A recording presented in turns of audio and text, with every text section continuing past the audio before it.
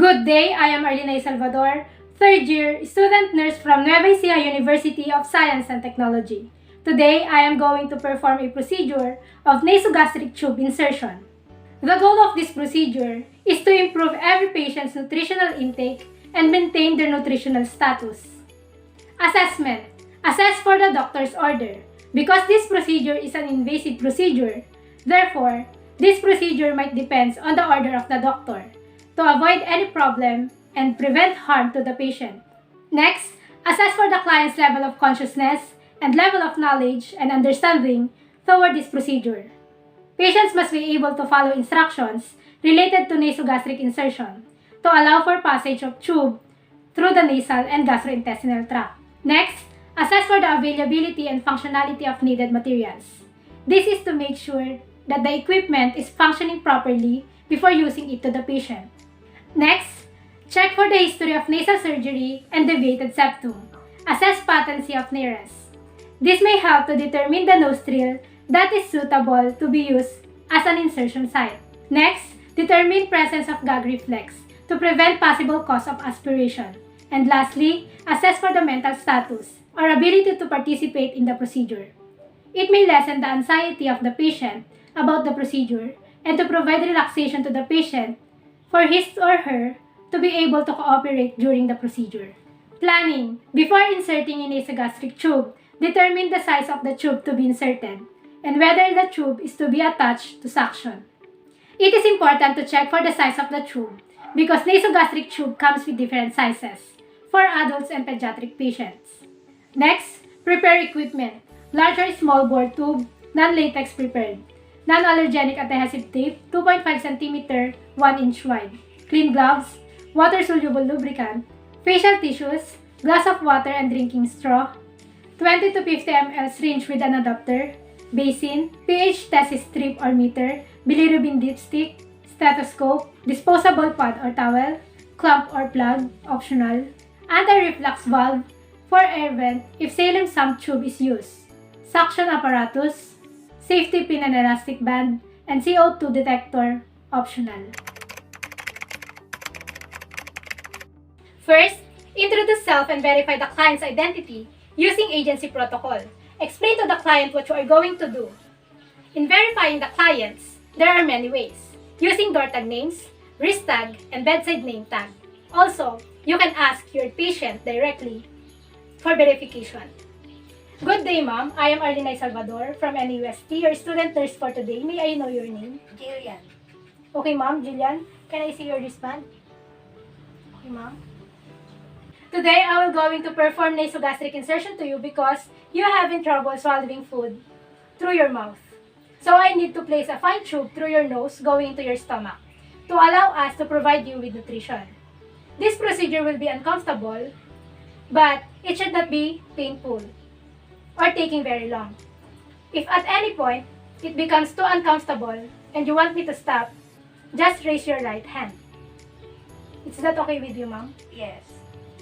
Next, assist the clients into high fowler's position if his or her health condition permits and support the head on a pillow.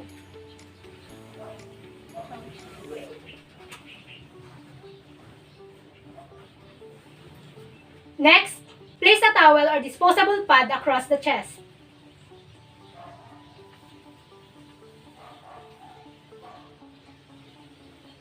Next, perform hand hygiene and observe appropriate control procedure, such as donning clean gloves.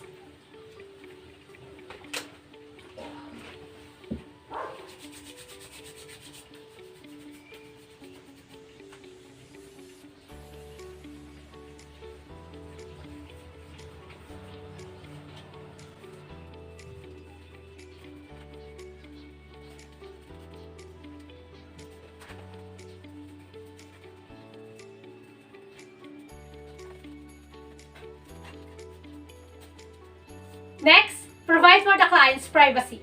Close the curtains around the bed or close the door to the room if possible, but do not lock it. Next, check for the nares to check the patency of nostril.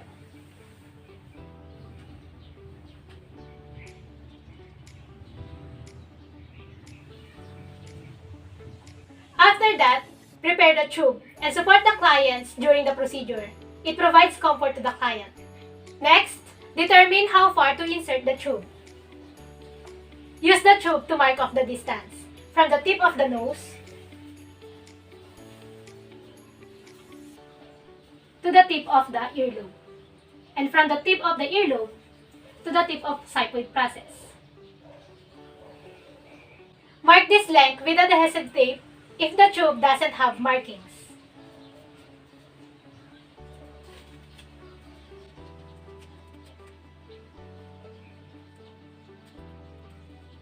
Next, insert the tube. Lubricate the tip of the tube well with water-soluble lubricant or water to ease insertion. Next, insert the tube with its natural curve towards the client into the selected nostril. Ask the clients to hyperextend the neck and gently advance the tube toward nasopharynx.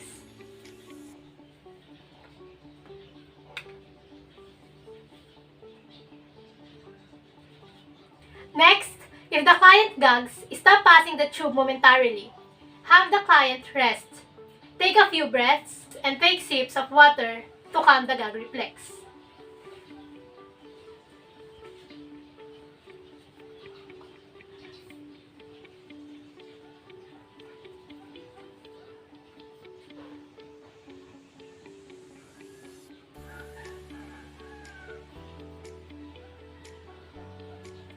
Next, ascertain the correct placement of the tube. First, aspirate the stomach contents and check for pH, which should be acidic.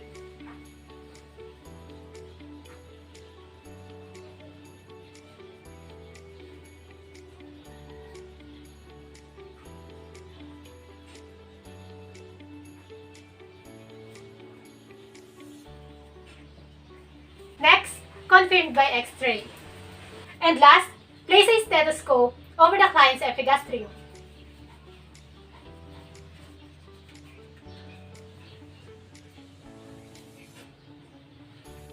And inject 10 to 30 ml of air and listening to whooshing sound.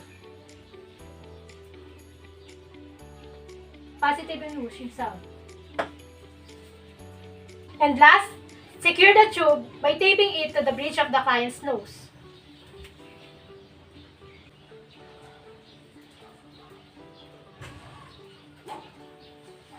Evaluation. Evaluate the patient's response to the procedure. What are you feeling right now, ma'am? I'm quite fine. And last, document the procedure and other important data on the client chart.